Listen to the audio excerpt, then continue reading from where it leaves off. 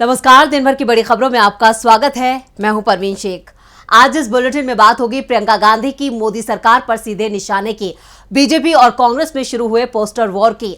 बात करेंगे राहुल गांधी पर शरद पवार के बड़े बयान की, दिल्ली में आप नेताओं की गिरफ्तारी पर कोर्ट के सवाल की, जानेंगे अब किस दल ने छोड़ा एनडीए का साथ, और बुलेटिन के आखिर में बात होगी चुनाव आयोग के ईडी पर सख्त रुख की। इसके साथ ही और भी कई बड़ी खबरों से आपको करवाएंगे रूबरू, लेकिन तमाम बड़ी खबरों से पहले एक नजर सुर्खियों पर।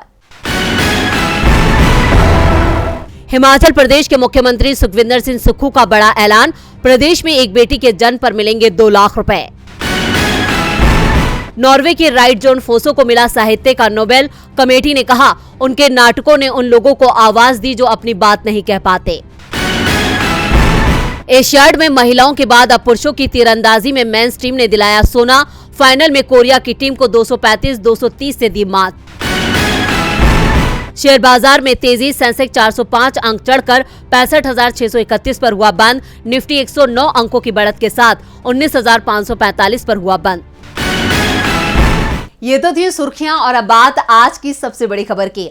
मध्य प्रदेश में कभी भी विधानसभा चुनावों का ऐलान हो सकता है, और चुनावों के ऐलान से पहले प्रियंका गांधी ने पार्टी का प्रचार अभियान तेज कर दिया है। कांग्रेस महासचिव ने धार जिले के मोहनखेड़ा में बड़ी रैली को संबोधित किया और बीजेपी सरकार को हर काम में भ्रष्टाचार करने वाली सरकार बता दिया। तो क्या कहा प्रियंका गांधी ने, देखते हैं ये रिपोर्ट। मध्य प्रदेश के धार जिले में आज प्रियंका गांधी ने केंद्र की बीजेपी सरकार पर निशाना साधा। उन्होंने कहा कि मध्य प्रदेश में कितने घोटाले हुए, लेकिन किसी की भी जांच नहीं हुई। उन्होंने मोदी सरकार पर ईडी और केंद्रीय जांच एजेंसियों के दुरुपयोग का भी आरोप लगाया। साथ ही कहा कि अडानी जी का हजारों करोड़ का लोन किस आधार पर माफ किया गया। आपको बता दें कि कांग्रेस महासचिव प्रियंका गांधी मध्य प्रदेश में होने वाले विधानसभा चुनावों को लेकर चुनावी रैली को संबोधित करने के लिए धार जिले में पहुंची थी। उन्होंने मध्य प्रदेश और यहां की जनता से पूर्व प्रधानमंत्री इंदिरा गांधी का नाता याद दिलाया। पीएम मोदी और बीजेपी को आड़े हाथों लेते हुए उन्होंने कहा, देश का हर नेता समझ गया है महिलाओं का वोट मिले बिना वो सत्ता में नहीं आ सकता। शिशुपाल के अत्याचारों का घड़ा भर गया है, कृष्ण रूपी बन जाओ और उनको निकालो और उखाड़ फेंको। प्रियंका ने कहा कि हमारी सरकार ने 1 करोड़ लोगों को 100 रुपए में 100 यूनिट बिजली दिलवाई। ओबीसी आरक्षण 24% से बढ़ाकर 27% किया। वहीं छत्तीसगढ़ सरकार सबसे ज्यादा समर्थन मूल्य में फसल खरीदती है।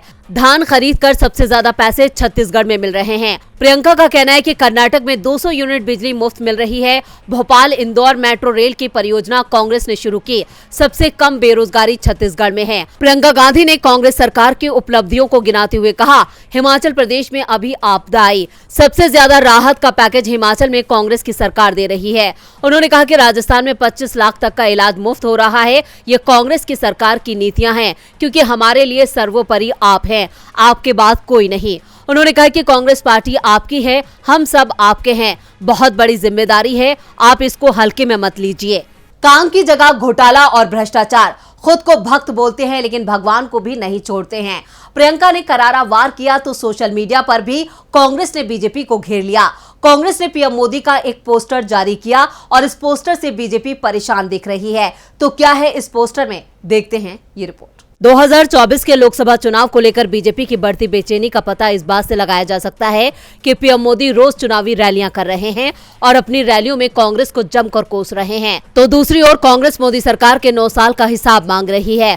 सवाल कर रही है कि जो वादे किए थे वो पूरे क्यों नहीं किए, क्या सभी वादे जुमले बन गए हैं। और जब कांग्रेस ने सोशल मीडिया एक्स पर एक पोस्टर जारी कर मोदी सरकार पर निशाना साधा, पोस्टर के कैप्शन में लिखा, जल्द ही चुनावी रैलियों में उतरने वाले हैं। पोस्टर में एक तरफ मोदी को हाथ जोड़ते हुए दिखाया गया है, तो वहीं दूसरी तरफ अमित शाह को कुछ सोचते हुए दिखाया गया है। और पोस्टर के अंदर लिखा है, प्रधानमंत्री नरेंद्र मोदी जुमला बॉय बीजेपी के रूप में मौजूद है। तो वहीं बीजेपी ने राहुल गांधी का एक पोस्टर जारी किया है, जिसमें राहुल गांधी को 10 सिर वाले रावण के रूप में दिखाया गया है। इसी के साथ मीडिया पर पोस्टर जारी करने के बाद लोगों के कमेंट की बाढ़ आ गई है। लोगों ने लिखा है, रतन कुमार नाम के एक यूजर ने सोशल मीडिया एक्स पर एक पोस्टर जारी किया।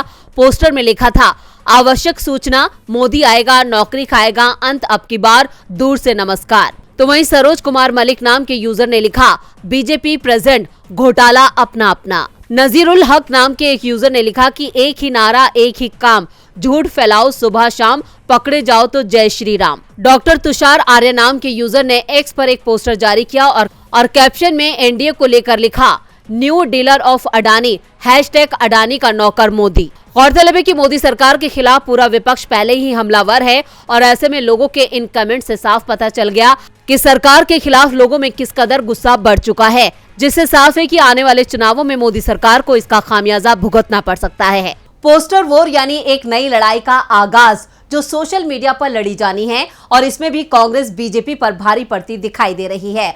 बीजेपी को भी इसका एहसास है कि उसका मुकाबला अब राहुल गांधी से है और राहुल गांधी को लेकर एनसीपी चीफ शरद पवार ने बड़ा दावा कर दिया है।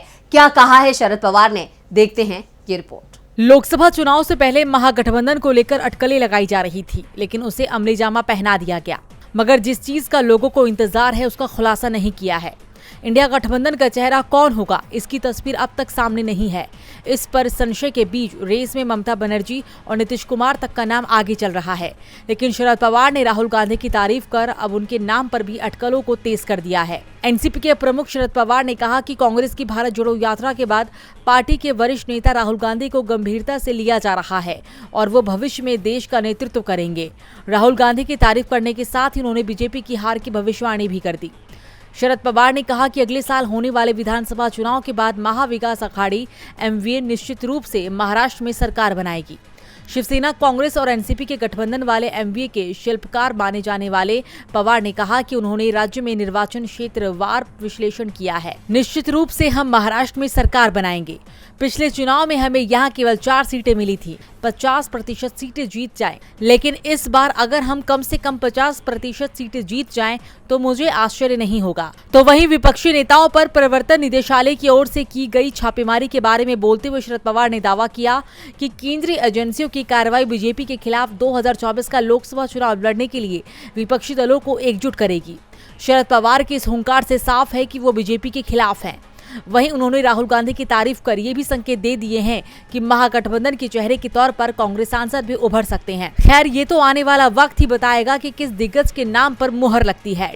जल्दी ही राहुल गांधी देश के पीएम बनेंगे। पवार ने यह भी दावा किया कि अब चुनावों के बाद पीएम मोदी की सत्ता जाने वाली है। बीजेपी के साथ कोई नहीं बचा है, सिर्फ ईडी और सीबीआई ही बचे हैं और सत्ता बचाने के लिए मोदी सरकार इनका ही इस्तेमाल कर रही है। और ईडी को आज सुप्रीम कोर्ट ने जमकर सुनाया। मामला आप विधायक मनीष सिसोदिया की जमानत याचिका को लेकर था। तो क्या कहा सुप्रीम कोर्ट ने, देखते हैं ये रिपोर्ट। दिल्ली शराब घोटाले के आरोपी और दिल्ली के पूर्व डिप्टी सीएम मनीष सिसोदिया की जमानत याचिका पर सुप्रीम कोर्ट में सुनवाई टल गई है। इस मामले की अगली सुनवाई 12 अक्टूबर को होगी। सुनवाई के दौरान सुप्रीम कोर्ट ने ईडी पर कई सवाल उठाए। जस्टिस संजीव खन्ना ने पूछा कि सरकारी गवाह के बयान पर कैसे भरोसा करेंगे। क्या जांच एजेंसी ने सरकारी गवाह की सिसोदिया को मिली घूस पर चर्चा देखी थी? क्या ये बयान कानून में स्वीकार्य होगा? क्या ये सुनी सुनाई बात तो नहीं है? सुप्रीम कोर्ट ने ईडी से पूछा कि अगर मनी ट्रेल में मनीष सिसोदिया की भूमिका नहीं है तो मनी लॉन्ड्रिंग में सिसोदिया को आरोपी बनाकर कैसे शामिल किया और क्यों? कोर्ट ने कहा कि आपकी दलील तो एक अनुमान है, जबकि ये सब कुछ सबूतों पर आधारित होना चाहिए, वरना अदालत में जिरा होने पर यह केस 2 मिनट में ही गिर जाएगा। तो वहीं दूसरी ओर आप सांसद संजय सिंह की राउज एवेन्यू कोर्ट में पेशी हुई। इस दौरान कोर्ट ने ईडी से पूछा, क्या आपने संजय सिंह का फोन कब्जे में ले लिया? इस पर ईडी के वकील ने हाँ में जवाब दिया। ईडी के वकील ने कोर्ट को कहा कि संजय सिंह के फोन से जो कॉन्टैक्ट्स और डेटा मिले हैं उसके बारे में पूछताछ करने के लिए कस्टडी जरूरी है। इस पर कोर्ट ने कहा कि जब फोन आपके पास है तो फिर आरोपी के साथ आमना सामना कराने की क्या जरूरत बचती है? आप डेटा वैसे भी निकाल सकते हैं। ईडी ने रिमांड की मांग करते हुए कहा कि संजय सिंह के घर से जो सबूत मिले हैं उसे लेकर पूछताछ करनी जरूरी है और कोर्ट ने संजय सिंह को 5 दिन के लिए ईडी की रिमांड पर भेज दिया है। बीजेपी की सरकार को दिल्ली से लेकर लखनऊ तक कोर्ट में झटके पर झटके लग रहे हैं। इलाहाबाद हाईकोर्ट की लखनऊ बेंच ने यूपी सरकार के उस आदेश पर रोक लगा दी जिसमें अमेठी के संजय गांधी अस्पताल का लाइसेंस रद्द कर दिया गया था। इसके साथ ही हाईकोर्ट ने सरकार की कार्रवाई पर सख्त सवाल भी उठा दिए। इलाहाबाद हाईकोर्ट की लखनऊ पीठ ने बुधवार को अमेठी के संजय गांधी अस्पताल के लाइसेंस को निलंबित करने के उत्तर प्रदेश सरकार के आदेश पर रोक लगा दी। इस मामले पर गांधी परिवार की बड़ी जीत हुई है। सुनवाई के दौरान कोर्ट ने कहा, एक चूक से अस्पताल बंद नहीं किया जा सकता। अस्पताल बंद करने, ऑपरेशन सुविधा बंद करने से आसपास के लोगों का जो नुकसान हुआ है उसकी ना तो भरपाई हो सकती है और ना ही आकलन किया जा सकता है। हालांकि अदालत ने मामले में चल रही जांच को जारी रखने को कहा है। साथ ही कोर्ट ने राज्य सरकार से इस मामले में जवाब दाखिल करने को कहा है। न्यायमूर्ति विवेक चौधरी और न्यायमूर्ति मनीष कुमार की खंडपीठ ने अस्पताल के मुख्य कार्यकारी अधिकारी अवधेश शर्मा की ओर से दाखिल रिट याचिका पर सुनवाई करते हुए अस्पताल की सेवाएं शुरू करने का आदेश दिया। याचिका में अस्पताल का लाइसेंस निलंबित करने के योगी सरकार के आदेश को चुनौती दी गई थी। याचिकाकर्ता की तरफ से वरिष्ठ अधिवक्ता जे.एन. माथुर ने तर्क दिया कि सरकार ने दुर्भावनावश अस्पताल का लाइसेंस निलंबित किया। यूपी की योगी सरकार की तरफ से अदालत में कहा गया था कि अस्पताल में ऑपरेशन हो रहे थे, जबकि उसके पास ऑपरेशन करने का लाइसेंस ही नहीं था। राज्य सरकार ने कहा कि निलंबन आदेश बिल्कुल सही है और अस्पताल के खिलाफ जांच चल रही है। वहीं अदालत ने योगी सरकार के आदेश को रद्द करते हुए अस्पताल की फिर से सेवाएं बहाल करने का आदेश दिया। कोर्ट के इस फैसले से राज्य की बीजेपी सरकार बैकफुट पर है। अदालत के फैसले के बाद संजय गांधी अस्पताल आज से खुल गया है और सेवाएं बहाल कर दी गई हैं। बीजेपी सांसद वरुण गांधी ने इस मामले को लेकर अपनी ही सरकार के खिलाफ मोर्चा खोल दिया था। उन्होंने भी इसे एक साजिश करार दिया था। आपको बता दें कि एक महिला मरीज की ऑपरेशन के दौरान जान चली गई थी, जिसके बाद योगी सरकार ने 17 सितंबर को अस्पताल पर ताला लगा दिया था। गौरतलब है कि अमेठी के संजय गांधी अस्पताल का संचालन दिल्ली के संजय गांधी मेमोरियल ट्रस्ट करता है। कांग्रेस की पूर्व अध्यक्ष सोनिया गांधी इस ट्रस्ट की डायरेक्टर हैं, जबकि राहुल और प्रियंका गांधी इसके सदस्य हैं। फिलहाल कोर्ट के आदेश के बाद इसे गांधी परिवार की बड़ी जीत के तौर पर देखा जा रहा है, जबकि बीजेपी को मुंह की खानी पड़ी है। विपक्ष को घेरने की कोशिश में बीजेपी खुद ही बुरी तरह से फंसती दिखाई दे रही है। बीजेपी के सहयोगी भी अब उसका साथ छोड़ते नजर आ रहे हैं। पार्टी को अब झटका लगा है दक्षिण भारत से, तो किस दल ने छोड़ा बीजेपी का साथ, देखते हैं ये रिपोर्ट। लोकसभा चुनाव से पहले बीजेपी को एक और बड़ा झटका लगा है। एक तरफ इंडिया गठबंधन मजबूत हो रहा है, तो वहीं एनडीए में टूट देखी जा रही है। अब एक और राजनीतिक दल ने एनडीए को अलविदा कह दिया है। अभिनेता और राजनेता पवन कल्याण ने एनडीए का साथ छोड़ दिया है। उन्होंने गुरुवार को कहा कि वो मुश्किल वक्त में टीडीपी का समर्थन करने के लिए बीजेपी नेतृत्व वाले एनडीए से बाहर जा रहे हैं। उन्होंने कहा कि आंध्र प्रदेश के सुशासन और विकास के लिए जनसेना टीडीपी की जरूरत है। पवन कल्याण ने कृष्णा जिले के पेडाना में आयोजित एक सार्वजनिक बैठक में कहा कि टीडीपी एक मजबूत पार्टी है और आंध्र प्रदेश को राज्य के विकास के लिए, सुशासन के लिए तेलुगु देशम पार्टी की जरूरत है।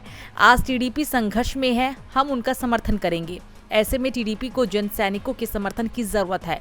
अगर टीडीपी और जनसेना ने हाथ मिला लिया तो राज्य में वाईएसआरसीपी डूब जाएगी। गौरतलब है कि 14 सितंबर को पवन कल्याण ने राजमुंद्री सेंट्रल जेल में टीडीपी प्रमुख और पूर्व सीएम चंद्रबाबू नायडू से मुलाकात की थी, जहां कौशल विकास घोटाले में न्यायिक हिरासत में भेजे जाने के बाद उन्हें रखा गया है। जनसेना पार्टी के प्रमुख पवन कल्याण ने 18 जुलाई को दिल्ली में आयोजित एनडीए की बैठक में भी हिस्सा लिया था और बैठक के बाद कहा था कि उनकी पार्टी पीएम मोदी के दृष्टिकोण का समर्थन करेगी। लेकिन अब पवन कल्याण ने फैसला किया है कि उनकी पार्टी अब एनडीए का हिस्सा नहीं रहेगी। आंध्र प्रदेश में पिछले विधानसभा चुनाव 2019 में पवन कल्याण की जनसेना ने 5.6% वोट शेयर के साथ सिर्फ एक सीट जीती थी, जबकि टीडीपी ने 39.7% वोट शेयर के साथ 23 सीटें जीती थी। वाईएसआरसीपी ने 50.6% वोट शेयर के साथ 151 सीटों पर जीत हासिल की। इस बीच टीडीपी सुप्रीमो चंद्रबाबू नायडू अभी भी न्यायिक हिरासत में है। आंध्र प्रदेश के पूर्व मुख्यमंत्री और टीडीपी प्रमुख को करोड़ों रुपए के कौशल विकास घोटाला मामले में आपराधिक जांच विभाग यानी कि सीआईडी ने 9 सितंबर को गिरफ्तार किया था। और बुलेटिन के आखिर में बात विधानसभा चुनावों की। चुनाव आयोग की टीम का आज तेलंगाना दौरा भी पूरा हो गया। आयोग की टीम 3 अक्टूबर को 3 दिन के दौरे पर हैदराबाद पहुंची थी और चुनाव की तैयारियों का जायजा लिया। तेलंगाना से पहले आयोग के दल ने मध्य प्रदेश, राजस्थान, मिजोरम और छत्तीसगढ़ का दौरा किया था। अब आयोग कभी भी 5 राज्यों में विधानसभा चुनावों का ऐलान कर सकता है, लेकिन इससे पहले हैदराबाद में प्रेस कॉन्फ्रेंस में मुख्य चुनाव आयुक्त ने जो कहा उससे मोदी सरकार को बड़ा झटका लगा है। मुख्य चुनाव आयुक्त राजीव कुमार के नेतृत्व में चुनाव आयोग की 17 सदस्यों वाली टीम 3 अक्टूबर से 3 दिन के लिए तेलंगाना दौरे पर थी और अंतिम दिन गुरुवार को उसने प्रेस कॉन्फ्रेंस में केंद्रीय जांच एजेंसियों पर भी सवाल उठा दिए हैं। केंद्रीय राज्य सरकार के अलावा ईडी के अधिकारियों के साथ चुनाव आयोग ने बैठक की और साफ कर दिया कि निष्पक्ष चुनाव उनकी पहली प्राथमिकता है। सीसी ने इस दौरान ईडी पर निशाना साधते हुए कहा कि आने वाले विधानसभा चुनावों में मनी पावर हमारे रडार पर रहेगा।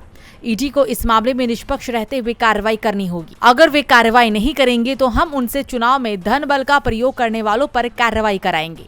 दरअसल विपक्षी दलों का आरोप रहा है कि ईडी की कार्रवाई सिर्फ बीजेपी विरोधी दलों के खिलाफ होती है। बीजेपी चुनावों में जमकर धन बल का इस्तेमाल करती रहती है, लेकिन उनके खिलाफ कार्रवाई नहीं होती है। ऐसे में सीसी की टिप्पणी को बेहद अहम माना जा रहा है। राजीव कुमार ने कहा है कि 5 राज्यों के विधानसभा चुनाव के दौरान अकेले तेलंगाना में ही 148 चेक पोस्ट बनाए जाएंगे। जाएंगे। इसमें तमिलनाडु आंध्र प्रदेश बॉर्डर पर 35 check post, Telangana Karnataka border पर 26 check post, Telangana Maharashtra border पर 24 चेक पोस्ट और तेलंगाना छत्तीसगढ़ बॉर्डर पर 4 चेक पोस्ट बनाए जाएंगे। इस दौरान हर तरह के ऑनलाइन लेन देन पर भी नजर रखी जाएगी। तो आज इस बुलेटिन में इतना ही। देखते रहिए DB लाइव। नमस्कार।